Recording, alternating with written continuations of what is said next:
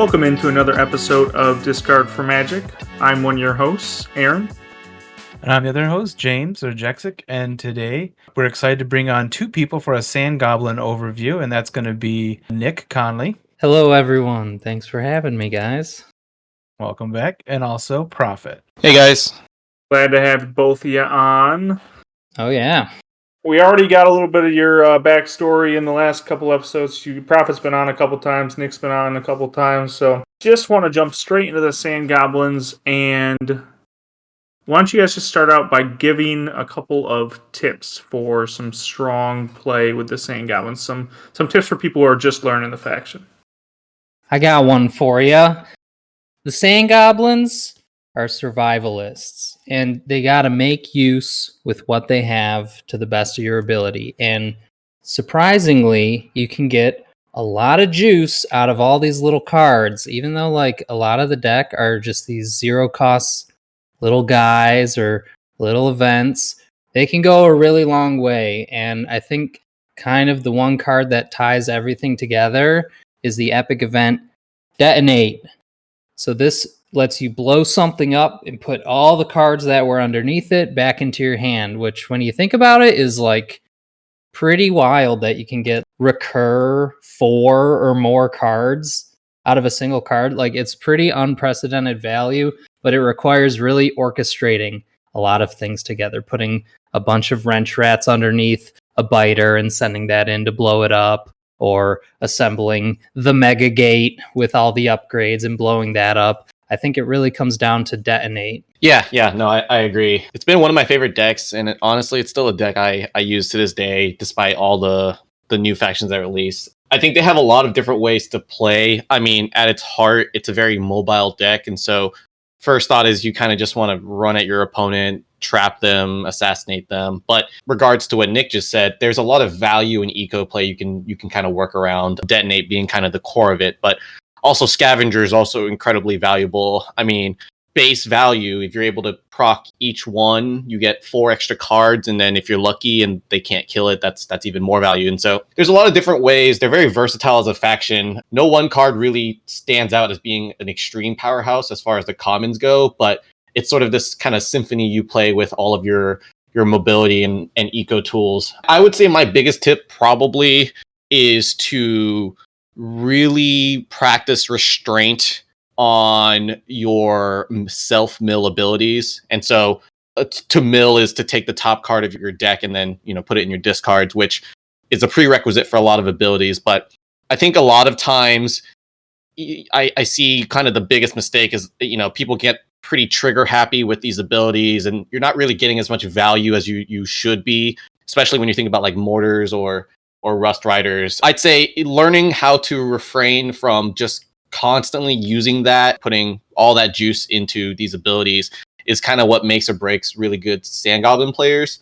The only caveat being is if you feel like the matchup is best won through assassination, then you can justify going for it. And I'd say in those cases, you probably want to understand if your opposing faction has any sort of escape or mobility tools. If they don't, then maybe just kind of throwing cards at them and hoping for the assassination is justifiable. But generally, you don't want to be using these mill abilities so often that you kind of lose some of the key components like Detonate or a good champion, for example. Yeah, both of those are great tips, but I think that's an important one, especially because I think it still works this way in the app, that if you hit mortar, you can't undo it. And so you really make sure you're sure when you're hitting the mortar, because even if you don't have any good targets or hit it by accident, then you have to mortar whatever you can, or just, I think it forces you to discard the card. I haven't done it in a while. If you are using those well, you can get a lot of value out of them, so don't be afraid to use like a Burn Hot or a mortar, especially if you can get a lot out of it. Pick your time. Picking their time to shine is, I feel like, is a big theme, because whether it's Silts or a big Detonate or mortars or Burn Hots, you gotta pick your time to make your move. Yeah, this deck has a ton of expression to it. The way a lot of the elements are quite modular, such as the upgrades. You're like, okay, do I want to make my gate have all the upgrades because it's this thing I get for free and it has 10 life, so the chances of them taking it down in one hit is pretty low. I can just move around this giant thing. Or do I want to buff up my summoner because it has extra mobility, just being a unit that can move?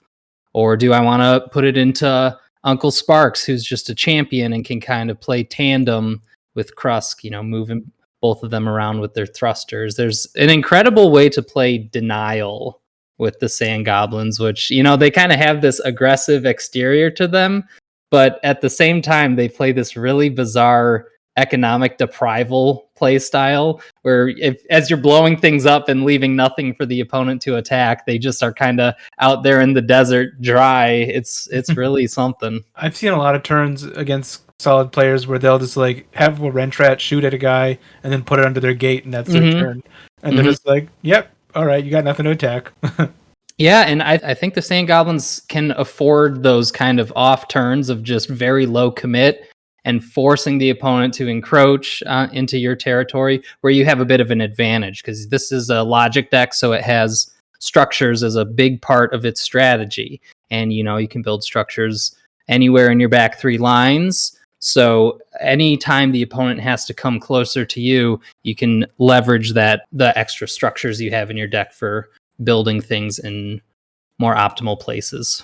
Yeah. Surprisingly, their two air commons are structures, so you can get Rust Riders and Biters in the back rows, and I've definitely been caught out by that before. One of my favorite things to do in this deck is involving Krusk's carry, and I won't take any carry slander out there. I know it's a popular thing for people to dog on, and you're all wrong, so I hope you know that. Carry is awesome. What you can do with this guy is you have your starting gate, you got Krusk back there, you got a Biter next to Krusk, and the Biter is 1 space or 2 spaces away from your gate. So you can summon Wrench Rats, throw them right under the Biter. You summon another Wrench Rat. You throw that under the Biter. Do you have a third one? You do it again. Now you got this super bomb Biter. Krusk runs up, carries it, brings it up like 3 spaces or whatever, and then it flies in, blows something up, you detonate it, kaboom. Now I got 4 cards back in my hand. What are you going to do about that? Carry's awesome.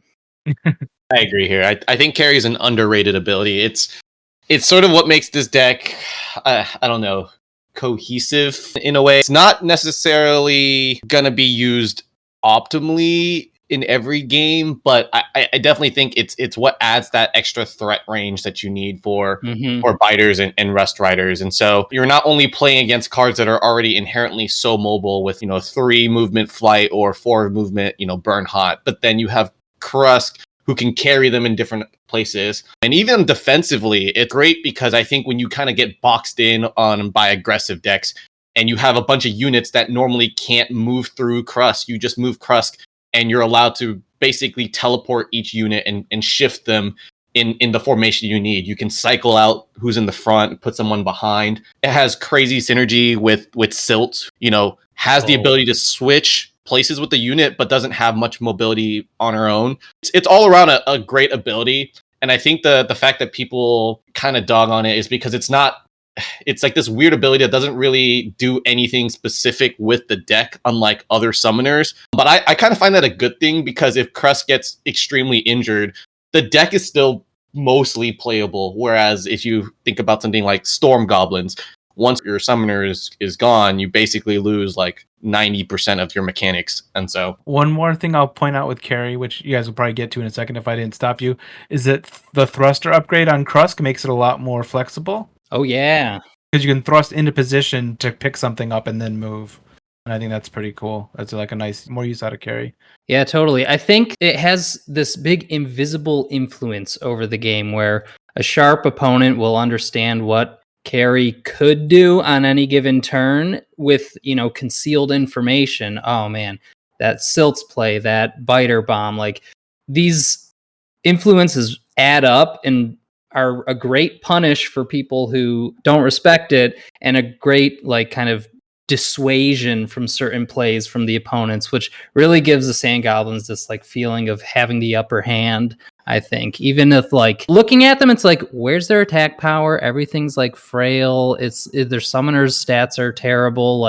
How are they making it happen? And it's these invisible things that add up, and the economic denial, the the combo plays. It all adds up. The threat radius, it's really cool. They don't do anything really on face value, I would say. Speaking of that threat of like, Sand Goblins are an interesting faction in the fact that if you look at them at face value, like you said, they don't seem to do a ton of damage. In a turn, your best damage is three strength melee units. And so for a max level of damage in a faction, that doesn't seem like a lot, but it's all those different small auto damages that they can do, especially if like you have some wrench rats in play, you can do a lot there. But even if you don't have any, say you got no wrench rats, like you can do a damage with a bug biter, or you can do some damage with turrets, or you can get a mortar involved.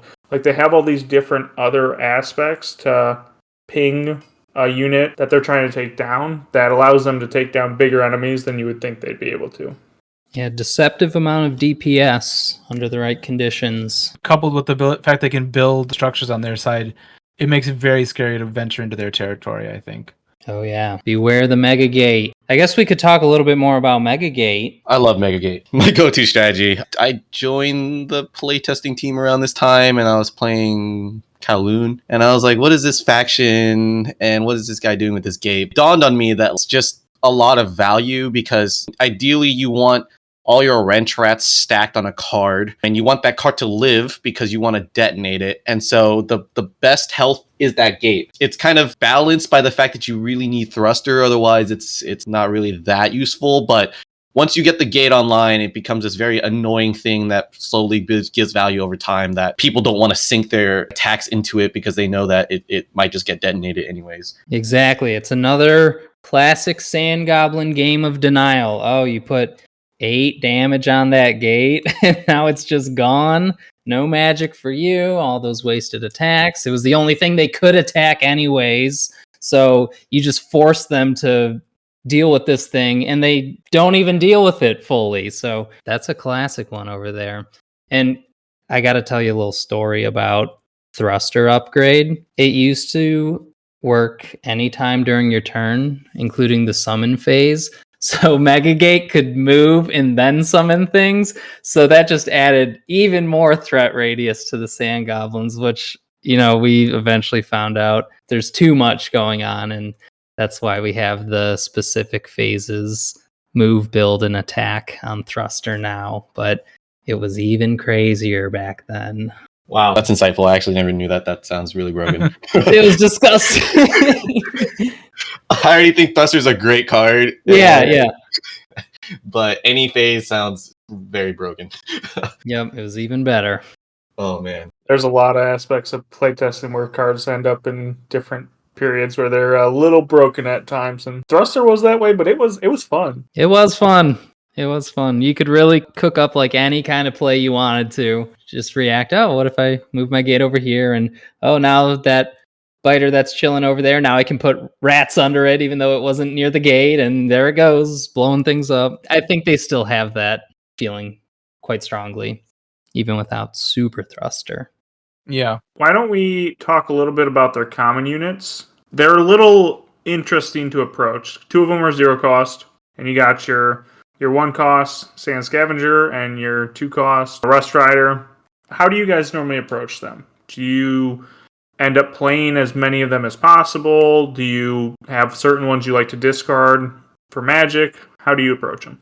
I really like how Sand Goblins are quite a frugal deck. You don't have to get rid of a lot of stuff because you have these cheap commons and cheap events, even a cheap champion lineup. So I feel like you really get to play almost all your cards, almost all your commons, with the exception maybe being Rust Rider. I don't tend to summon a ton of these. They definitely have their moments. You really need that extra punch to take out something, or they can run into a tight jam and lock down some summoning points from your opponent's gates. So by all means, they have their place. But my backbone is just summon as many biter missiles that I can assemble, play every dang scavenger I draw because they pay for themselves really quickly. And if your opponent fails to defeat one, then it's just oppressive economic value. So I don't want to drop any of those. Yeah, I like the stat lineup 0, 0, 1, and 2. If I can avoid it, I try to not discard a lot of units just because I think in a good spot, like in a good game where you're getting just the right cards, you theoretically don't need to discard any commons. You can probably get away with discarding 2 of your champs and playing one of them, and then you could probably afford the rest of the deck if you're killing 1 or 2 units consistently each turn.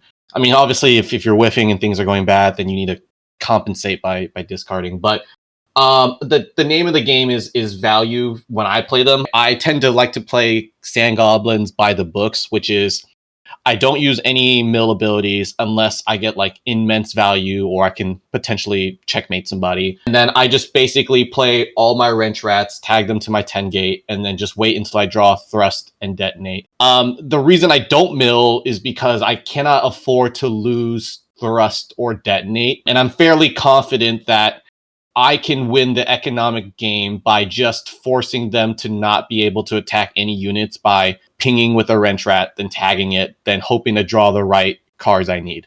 Once I get that 10 gate online, blowing it up and repeating it 2 to 3 times, it eventually wears your opponent down to where they're having to discard their own cards just to keep up with summoning their more expensive units. I tend to like to play all my units, but if I had to discard, I generally go in order of I would discard maybe biters because you can have 1 or 2 good biter plays in the game. It's really just free magic for them because generally you leave them at 1 health and they can clean it up, and you're kind of going against this don't give them any targets mantra if you're throwing biters in the fray. But they're really good to keep around if you want to trap. But if I had to discard, I would discard. Riders are my real frontline unit. Everything else just kind of melts. And so whenever I find that the opponent is winning the econ game, or maybe they're staying back, and I'm feeling like I need to advance, I like to advance with riders because you can walk up with Krusk and then just drop the riders in front of you like you would a gate, right? And the great thing about carry is that then the next turn, you can basically give them an extra 2 movement, all while protecting Krusk while he's advancing. On the flip side, if you're advancing, you usually want to reinforce the offense. And it's hard to do that without gates for most factions. But this being a very building, structure-focused deck, you can just drop them in front of Krusk, and then you suddenly have just a bunch of units. Almost never discard scavengers. I just find that is just very wasteful. Not only do they give you the ability to recur another structure, right, which is just economically so great, but they are decent attackers, right? Three melee is nothing to scoff at, and so you'll usually be killing things with them, getting a magic, and then scavenging. So if you obviously do not discard scavengers. If I had to pick, I would pick biters, but that's just because I really like riders as a frontline unit. And then wrench rats, I try not to discard just because detonate is a thing. But if I'm really desperate to get magic, or maybe I have 1 more magic I need to play silts, for example, then I can let go of 1. But generally, I try not to discard wrenches because they are the only unit in the deck that can actually be recurred through detonate, and so it's a really nice thing to just have 4 more ranged units to attack with that cost nothing. So that's sort of how I view the common lineup. Well, you could recur 1 biter or rust rider with detonate also on top of the wrench rat. Yeah, I mean, obviously you can recur the card you're detonating, but wrenches being the ones that you can get like multiplicative value out of just 1 card. Yeah, you can see so many wrenches in a game. Yeah, I've had a game or 2 where I've played all 5 wrenches on a 10 gate. Oh my goodness. Yeah, it was gnarly. Yeah, I think it's really amazing how much this deck can do on 0 magic with the biters and the wrench rats, and all the events are all 0. So like there's not oftentimes a huge point where you're like, oh, I really got to build up to summon things next turn. Like I think about the Mountain Vargath. It's like, oh, I really just like need to keep throwing units down to have this formation so they all get the buffs from Sundervet. It's like they're really formation heavy, but you can get so much done with so little in the Sand Goblins, and it just forces your opponent to overextend and do more than you are. So there's really not a huge demand to be like, oh yeah, I really need some more magic for next turn. It's like you'll scrap something together. Yeah, and even just like Krusk with a thruster, I find you can do so much for so long. That's why Sand Goblins are so good in the end game. You can like get into a position to attack your opponent, hit them for 3 dice and maybe a couple turret dice, and then like thrust behind a gate or thrust out of range and just back off, and they then have to deal with a way to counter that, because otherwise you'll do that forever. They're definitely good in the end game, especially with some of their champions as well. If you can get either Silts or Uncle Sparks out doing similar stuff. Speaking of Silts and Uncle Sparks, what do you guys think of their champs? I love one. The other one's okay, and then the last one I'm meh about. But One? I love. Yeah. Okay. So I mean, when I say I love one, it means like it's like an absolute must play, never discard. Like it's useful in every situation. And for me, that's Silts. I think Silts is an absolute game changer. I can't tell you how many games Silts has won me. I think one of the standout games was like one of my, I want to say it was a Plat Hat tournament, but I was playing Donkey and he had like a 1 health Ret Talus all the way in the back row, like inconceivably far. Like you couldn't think of like a way to get there. And I was just like, man, I was 1 space short from getting to him, and Silts kind of made up for that, right? It just the amount of things you can do with Silts is incredible. I mean, I think the specific play was I needed to put a mortar on a Rust Rider, and I needed the Rust Rider to be just 1 more space up, even with a thruster. That's how far this enemy summoner was. And so I summoned the Rust Rider. I actually moved Silts next to the Rust Rider, move it 1 space by shifting it, and then I sent the Rust Rider with Burnhot all the way with Mortar, and then I killed the Ret Talus. Yo. It was an incredibly sneaky play that I couldn't see for the life of me, but like I knew something was possible with these cards. It just goes to show you, like Silts can help you reach the end of the board. It can remove enemy blockers. It could save Krusk. One of the things I love to do is I like to, after a scavenger is finished scavenging, just switch places with it to protect it, and then the next turn have it scavenge again, and then try to replay that as much as possible. I think Silt is a game changer, one of the best champions in the game, in my opinion. True. My least favorite is probably Clink. And it's not that Clink is bad per se. If I had the choice between spending 1 more magic for Silts or playing Clink, I almost always pick Silts. And I think that it really just comes down to like, Clink is in this awkward spot for me where I wanted to kill things, but I also want my scavenger to be killing things. And then I also need it to be killing things when my units are injured.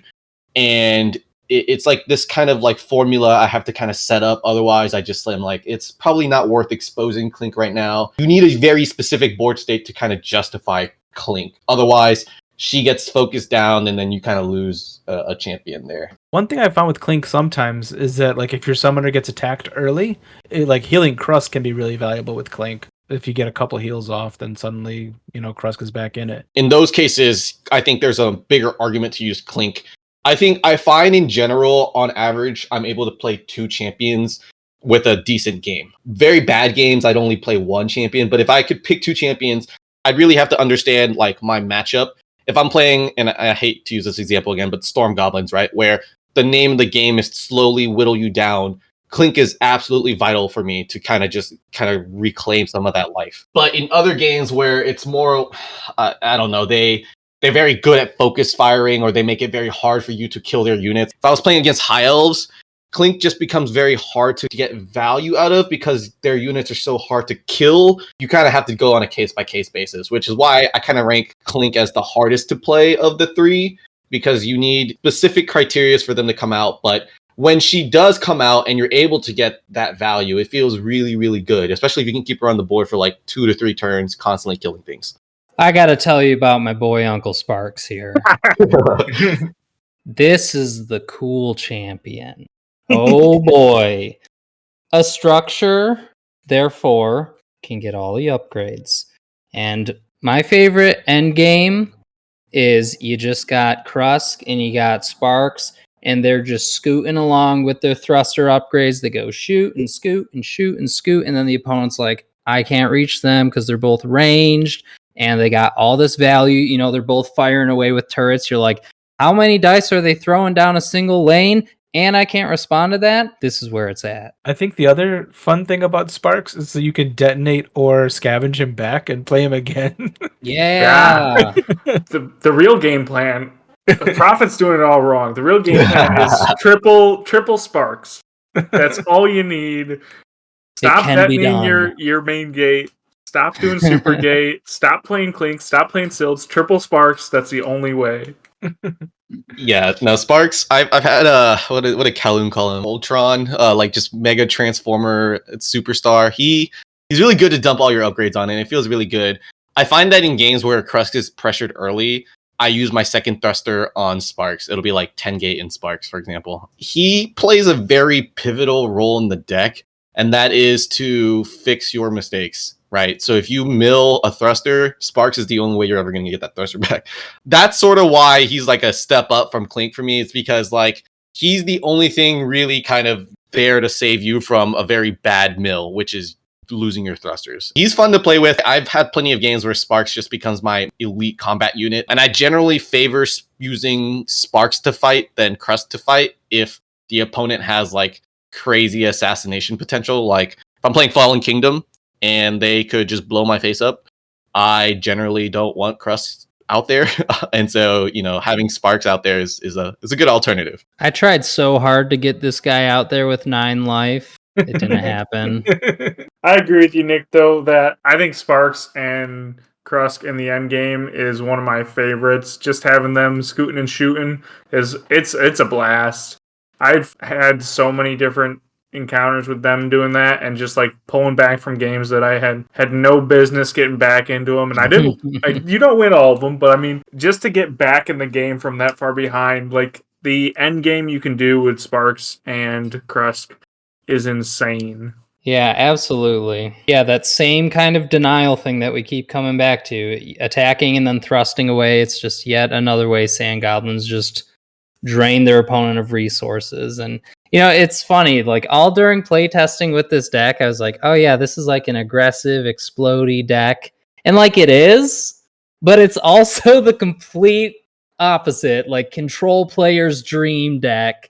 Just deny. And why I think Sand Goblins is like the best deck we've ever made is because it just has this full range of expression. It feels like it really can adapt to any situation, and it's incredible. And every game feels unique and flexible and dynamic, and there's not like one thing that can go wrong that really takes you off your ability to go forward with the game plan that you want to do. Yeah, I agree. Of all the decks, Sand Goblins has been kind of my standout favorite as well. I mean, not only just in functionality, it's a very versatile deck, but just thematically, everything just feels so good. The artwork, the theme, the abilities, it's really just kind of on point with the whole kind of idea of the deck. And I feel like there's never really been a game where I've played a Sand Goblins and I'm like, man, this is hopeless, because they always manage to find ways to kind of rough it out in the end. I've had games that like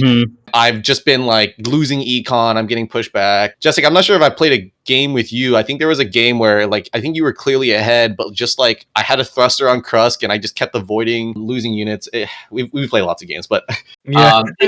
I never feel like it's hopeless, right? Like I keep thinking at the end, maybe Krusk can just kill all these units and not die. Like a lot of times I'm up against the Sand Goblins and I think I've got them on the ropes, but I'm on their side of the field. I think it doesn't feel safe. It's not.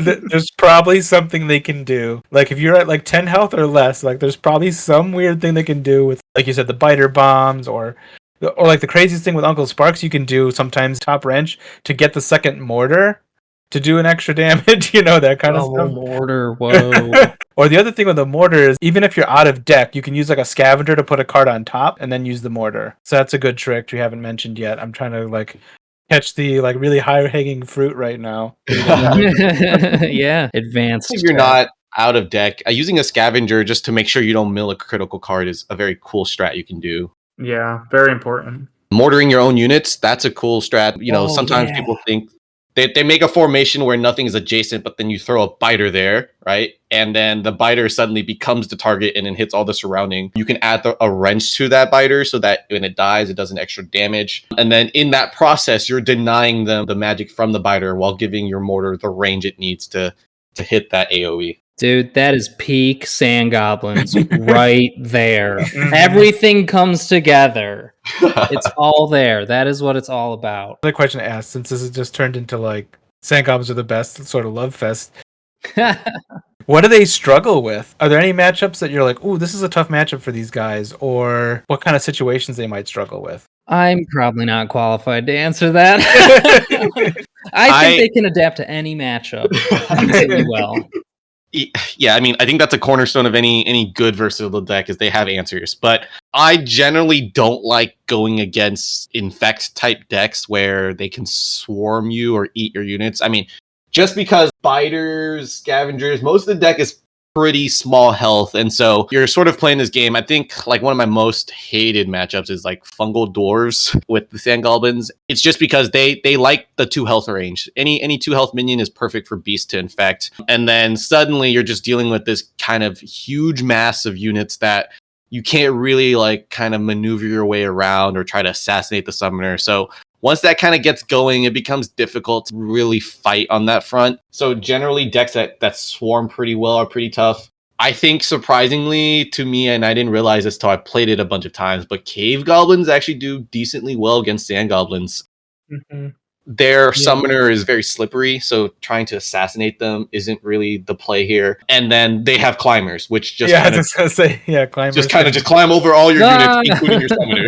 Another deck I'd throw out there is I feel like cloaks are a really tough one for Sand Goblins because they have just as many tools to stay back and be hard to approach and move up and bounce back with moto boots and stuff like that. And Swamp Orcs, I feel like, is another one that's really difficult because one slip from Krusk and slap to the face and you're dead. Boom. Oh yeah. Yeah, in general, like looking at Krusk, that's kind of your weak point right there. 3 range is fine for a summoner. Definitely doesn't suggest combat summoner. And 10 life is dang near as low as it gets. So you got to be very careful with your own summoner there. I remember complaining about Swamp Orcs with you, Aaron. I remember they kept one-shotting my riders. Yep. I could not. I mean, even my 10 gate wasn't really that That's beefy. that's a matchup where it's a hard matchup to determine what you do because if you go super gate and you get the super gate anywhere close to Mug could take it out in like one turn because of the augment ability and the ability to attack twice. If you don't go super gate and you go more aggressive, like Mug has regen and just gets health back, and you're like, I can't kill Mug, and so it's a very tough matchup to decide how to approach it. And they're also a faction that likes to sit back and just like wait for you to come to them. And that's not really a good option. Yeah, they can just cultivate that swamp. And you're like, oh man, I got to be pressuring. I'm supposed to be denying, but now I got to pressure. That's not good. I agree with those statements there. Those are pretty tough matchups for Sand Goblin. But you can do it, people. It's doable, but along those lines, like where would you place them in terms of if you had to, in terms of like a tier list, where do you think they rank? I think when we did our tier list, we had them at like 2nd or 3rd highest faction behind the Deepwood Groaks and Shadow Elves. Yeah, I think they were like 3rd or 4th or something.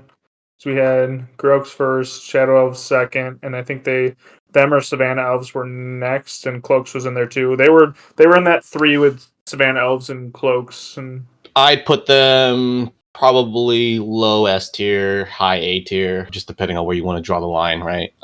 I think obviously they have their weaknesses, but overall as a faction, what really plays to their strengths is that they have every sort of tool to chase any sort of victory. The ability to switch between econ and assassination, right? They don't need a lot of setup for that. They can just easily pivot when the time calls. So I think being able to answer to specific board states is what gives them so much power in these games. And like I was saying earlier, I never felt like there was a game that I couldn't see winning, just because at the end of the day, if we had to go like summoner for summoner, right? Like a thrusted Krusk is very hard to chase down, especially if there are like gates or things that he can kind of hide behind. And then you put a turret on him, he's throwing like an additional 2 dice that, obviously only hits on magic, but it's value over time. And so I feel like with just the idea that Krusk can be your very late game final stand is why I always pick them for tournaments. And I think that they're probably, in my opinion, one of the best factions. But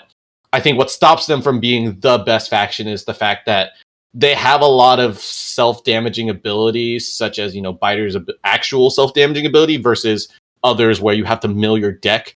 And so if you're not properly understanding how to use that mechanic, you can really mess up your game and ruin something that you have going for you just because of bad RNG where you mill your very vital card. But at the end of the day, they can play Econ and Assassination both at, up to some of its competitors, right? That focus specifically on those things. And that's why I think they're one of the best factions, in my opinion. I agree. I think their versatility stands out amongst the wide roster of other factions out there. And you always have that fighting chance as a result. I really think Sand Goblins are almost the shining example of design and balance that we've put out in all the factions so far. But, that flexibility is a spectrum that we utilize in faction design. Some factions, we can really explore some cool things by going all in on a certain type of play style, kind of like a Cave Goblins or a Shimmer Sea Fae. But with the highs of that exciting, aggressive play style comes the lows of when it doesn't come together just right. So risk tolerance, variance tolerance is something you have to decide when you're going into a tournament or just choosing what factions you want to specialize in. But when it comes to Sand Goblins, you always got a shot. I don't think there's much you have to worry about there. As long as you're careful when you're burning hot out there, that's your chance to throw the game, losing a detonate. Yep. So be careful. When I burn hot and lose a good card, I just start burning hotter. Yeah, lean into it. Because you can't discard that card again. That's right. Yeah. If you lose Silts, you can't lose Silts again. I'm just kidding. Well, the thing is, I find that a good trick, like I said earlier, this is the trick to all Sand Goblin games. Summon Sparks 3 times if you burn hot. Because you can always get Sparks back. And so as long as your other tools are still available, as long as you don't lose like too many scabs or too many detonates, and you can still use those to their potential. Like if you lose Silts, it sucks. Silts is a fun champ. Silts is a great champ. But there are other options and you can still win the game. But I burned hot Silts on the first turn, and man, it feels like a crushing defeat right off the bat. Yeah. They can still scrap together victories though. Always. Even if you discard a Silts first turn. What about some of we didn't really touch on their best matchups. So what are some matchups that you feel like Sand Goblins really excel in? Like if someone's just starting to try them out, what matchups would you have them play against? Phoenix Elves, you're getting smoked, Maldaria. I'm sending missiles at you. You're done. Yeah, Phoenix Elves is just not the best. I mean, they're much better now that they've been kind of revamped as far as Moldaria's ability goes. Being able to just like hit a gate, because that 10 gate is like the biggest target you can usually hit, and so being able to kind of protect yourself is massive. But having units in front of you is not always the best. And correct me if I'm wrong, I'm pretty sure you can switch places with that blocker, right? With Silt, it's not a force, it's just a switching place. And so even that kind of game plan is not really there. So and putting a guy in front of Maldaria makes a nice mortar target. Mortar gets her pretty good. Blinding Flare doesn't protect from all the pings. The games that are easier for Phoenix Elves is if the Sand Goblin player never sees a mortar until the end. That makes it a little bit easier, but yeah, it's a rough matchup. Generally, decks that don't have a lot of escape tools for their summoners are very easy targets for Sand Goblins. I remember the Forge being notoriously weak against Sand Goblins in my experience. That's because their kind of weakness to their ability is not only the lack of mobility, but sometimes you end up very easily clogging yourself, like walling your unit off or walling your summoner off. And then it just takes one well-placed biter to really put the pressure on the enemy summoner. And so if you can get behind their summoner and their summoner doesn't have a great escape tool, generally you could easily just assassinate their summoner pretty easily. Maybe Savannah Elves is like the more notable one that I think can sometimes struggle against Krusk. I bring that up because Savannah Elves have always been such a top tier deck. They have really great assassination eco tools, but what they really lack is there's no way for their summoner to escape, right? Like if you're surrounded, you're usually dead. And Abua, I think, has like 10 health, so it's not that difficult to put him in a lethal position. Yeah, I think generally anywhere where your summoner is kind of prone to assassination is where Sand Goblins kind of shine. Especially those, frailer summoners that really want to attack. You want to use Abua's 5 strength. Meldaria needs to attack. Obsidian Dwarves is another one that. Mm-hmm. The Fast Anytime and you can get Furious. that damage on them, Yep. and they have to back off. And Balzar has like no movement tricks, so he has no way of getting away once he gets down to it. Even though Grognak has 14 health, if he Primal Furies forward, it's probably the end of the game. Here's a crazy one for you. Vanguards. Good matchup against Sand Goblins. Is it possible? Maybe.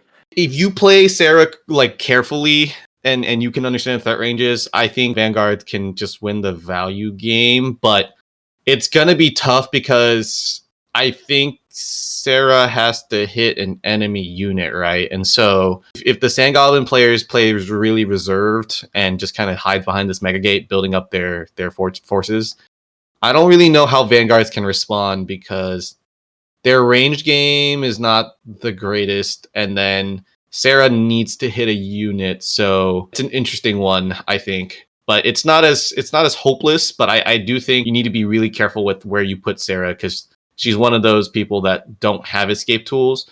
But she does have Citadel Knights, so that helps. You don't need to escape if you can just taunt the enemy. Yeah, I think I played my first match against Colby with that matchup. He was Vanguards and I was Sand Goblins. Oh, nice. Colby loves those Vanguards. Got that Colby badge. Yeah, I'm very proud of that badge. Okay. I feel like we need more of those kind of badges. Yeah, they're fun. Colby got so demoralized on stream. Gave out a lot of badges. Just random achievement ones. Survived a Brub attack. So yeah, so like Brub is summoned and your summoner's attacked and you win. Like you survived you survived the Brub. Triple sparks. Yeah, triple sparks. I beat Nick with Wayfarers and I was like, yes. Oh yeah. Should get a badge for that for sure. If Mr. Beastro ever plays, beating him with the filth, something like that. I would like to see most damage done in a turn badge. Yeah. That one alternates. Leaderboard. Just whoever has it at the moment gets it. You would have to just play against the tree to try and get the most damage. Oh yeah, the tree, dude. Pile on the tree. I did take out the tree. I did 19 damage to tree in one turn once. That might be it. I think you're the badge holder. Was that Brub? No, that was a pile on turn with Cave Goblins. Because I had actually sent the Eater out and it was ended up being a distraction. Eater died, but then the next turn I got 4 people around the tree. I didn't even have Enrage the Horde, but I had 4 people around the tree and took it down. Wow. Jeez. Imagine double enrage pile on. Could have been insane. Have you guys played this deck against the Filth, the new kid on the block? I feel like that's maybe an interesting matchup because they both are decks that have a ton of tools and can adapt to a lot of different scenarios. And they both sort of have a giant thing which they put all their might in at the end. Oh yeah. Mega Gate versus Abomination. Yeah, that's the true kaiju battle. People are always like, Abomination versus Monstrosity, Abomination versus Chunk.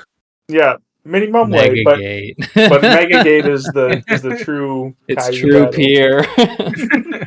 I did play this matchup before. I was playing the Filth. I don't know if it was a tournament or a ranked game, but I was the Filth. They were the Sand Goblins. I felt pretty good about where I was situationally. I was ahead on Econ. I had the board. It was a pretty clear win, but I think I was just moving the Summoner just because I had an extra movement. And it ended up being the worst thing in the world because they had a Biter with 4 wrenches and detonate, and it was just it was like the exact hand they needed, and it just blew me away. I was like, I'm surely safe at like 4 or 5 health, right? Like, I know Sand Goblins have reach, but they don't have that crazy of damage spike on a Biter unless he has four wrenches, right? But like, what are the odds, right? Where your 5 cards are 4 wrenches and a Biter. But it was, so then That is rough. yeah, I lost that match, and again, I think it just kind of shows you the Sand Goblins always has like a trick up their sleeves, which is why I kind of like them. But I think overall, it's a pretty even matchup. I think both decks can play Econ and both decks can play Assassination. I think where Sand Goblins struggle is like single target damage. They just don't really have that. And so if you get Abomination out as the filth, it's kind of tough to deal with that, especially since he's healing every turn. I'd be interested in seeing that as like a league matchup. I feel like that'd be a cool one. Yeah, that sounds really fun. We should recommend that one for next season. Yeah. You have my vote. I've been wanting it to be High Elves versus Wayfarers for the longest time because it's like an opposite simple one, and people keep not picking it. People don't like high elves. Yeah. This is a true story. People hate high elves. Big meanies. The brain burn is real. Oh yeah, but we did High Elves versus Fungal Dwarves once. That was a league matchup, or maybe it wasn't. No, it wasn't. Like I had to play it in one of the Turtle Surprises or something, and that was like one of the few times I remember turning the game off and going to bed. Yeah. Do this turn tomorrow. It's as my High Elves versus Fungal Dwarves. So I was like, Yeah, they're not. High elves have only played 5 league matchups. Whoa. Yeah. but I think High Elves versus Sand Goblins is probably another good one for Sand Goblins, just because like Bug Biters don't care about Sanctity. Not Bug Biters, but the Wrench Rats, because like each one ticks. I think nothing in the deck cares about Sanctity, to be honest. It's Yeah. Mortar's a 1 damage. Even the Detonate is a 1 damage at a time, which is Yeah. Yeah. no, actually. And Peace can't really avoid the chip damage because it's true damage, right? Yeah. Brutal. I don't know. High elves are kind of weird though. They have some interesting matchups. Some people thought they'd be really good against Crimson Order, and they got spanked by Crimson Order Yep. Yeah, I can see that. because they don't have the threat. Nothing to threaten the Baron. Just the slow grind. Oh boy. Yeah. And the thing I remember is they had trouble dealing with the Royal Warriors because the Royal Warriors just come in and can kill Peace in one shot potentially. They hit a Justice, they can then transfuse and kill the Justice that way. So Yikes. Yeah, sorry about those warriors. Those guys are OP. Yeah, they're very strong. Nick, you can't be saying these things on the podcast. We're gonna have to edit that out. You can't be giving people more fuel for hating Crimson Order. Oh boy. I think the deck is fine, though. I mean, it's probably down. I think Watered put the Crimson Order in B tier recently. Yeah, Water D thinks they're bad. They have the firepower and the econ, but the lack of mobility is very real. Like, actually, nothing in the Mhm. deck can't move more than 2 outside of like that one. I think they're like the polar opposite of Sand Goblins almost. No tricks. Yep. Tricks. You look at their cards and you see what they do. Like, oh, these guys are strong and they punch you. I can see where this all works. Their trick is Deathrite. That is their trick. Deathrite and Convert. Convert, yes. Convert's probably the best trick they Yeah. have. Do we do that as a league matchup? I feel like it probably would be favored for Sand Goblins, but I don't know. We did it. It was very close. I was very close, yeah. Yeah.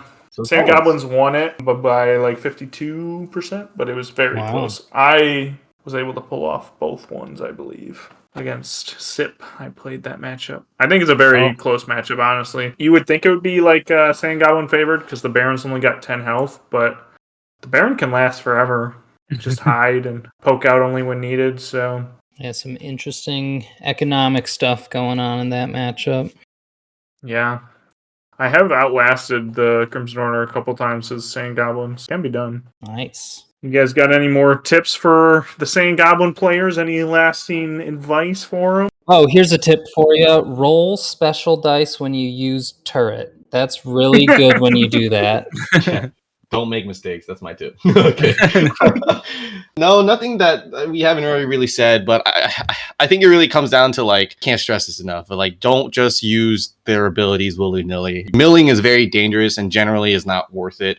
I find that like Burn Hot usually is a trap, right? Just +1 AV, attack value is never worth it. I mean, maybe to get into range, but even then, it's like you're milling a card for that. And I only ever use it when I want to trap somebody, and that's even if they let me. Same thing with Mortar. I'd say unless you are killing a very critical unit or you're dealing at least 2 to 3 damage, you probably shouldn't use it. Unless you draw all your key cards early on, like if you've played your Detonate, you have your champion in hand, then sure, go for it. But it's a case-by-case basis, but I'd say that's probably my biggest tip for most people to improve their play. Probably focus on abusing the build function of structures, right? Like use it defensively, use it offensively. I can't tell you how many times I just kind of run Krusk up to their side and just drop units down, right? He is in back kind of a gate in that way. And so those are generally my biggest advice. And, I think Mega Gate is definitely kind of the meta strategy for Sand Goblins. It's definitely what most people go for, but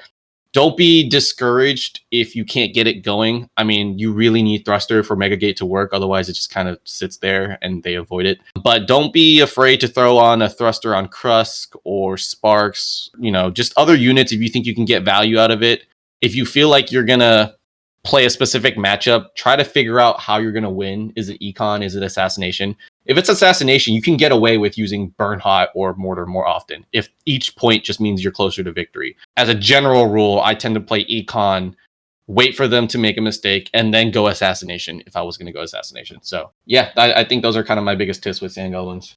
And always roll specials with your turret. That's Nick's tip for you. Yep, you can have that one for free. All right, guys. Well, we appreciate you guys coming on and sharing your Sand Goblin knowledge. You got it. Thanks for hosting. Always fun to talk some Summoner Wars with y'all. This has been another episode of Discard for Magic, and we'll see you guys in a couple weeks.